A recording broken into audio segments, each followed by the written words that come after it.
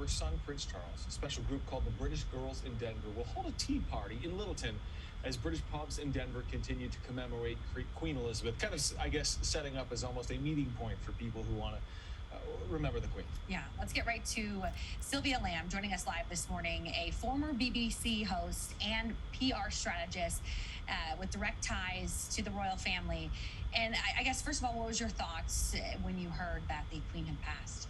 It's really interesting because yesterday it's the feeling of shock, and like any grief process, you go through stages. So this morning I wake up and I'm processing exactly what's happened now the initial shock has kind of dissipated, and I'm thinking of memories that I had growing up in the UK of celebrating all her jubilees, silver straight through to platinum.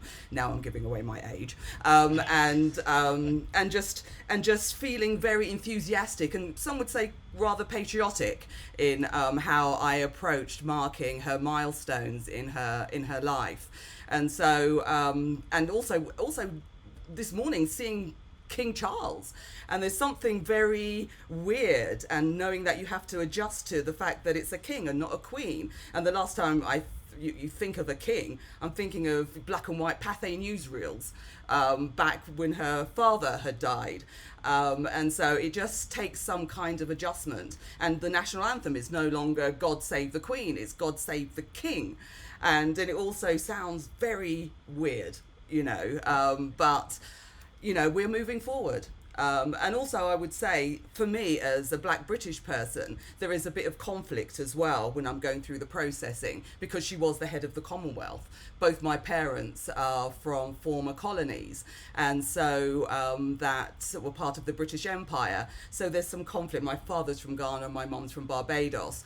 But there's something about humanity, and at some point, I can address that fully. But right now, I'm feeling the emotions of grief, of losing somebody who felt that they are really closely part of your life for all your life. Well, and you talked about now King Charles. I mean, the Queen went through her tough times, no question about that. And there were some decisions that people didn't support or wage, but people loved her. Around the world, frankly, people loved the Queen. Here in the U.S., a lot of people... I feel like the same affection isn't necessarily true for now King Charles, and maybe he has some work to do in that sense. I think so, but I think you have to remember, she came to the throne, and to a certain extent, she was very clean in that way. She was in her early years, so she didn't make any real public mistakes in that way, and so she was always in that role in order to serve her country and be dutiful, and she always had a public face to always uphold.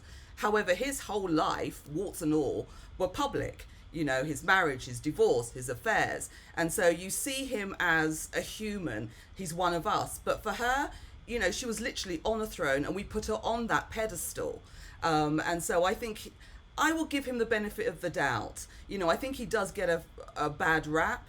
But to see the warmth of when he arrived at Buckingham Palace earlier today, of people just saying, God save the king, I love you. He was kissed, and the way that he reached out to his subjects,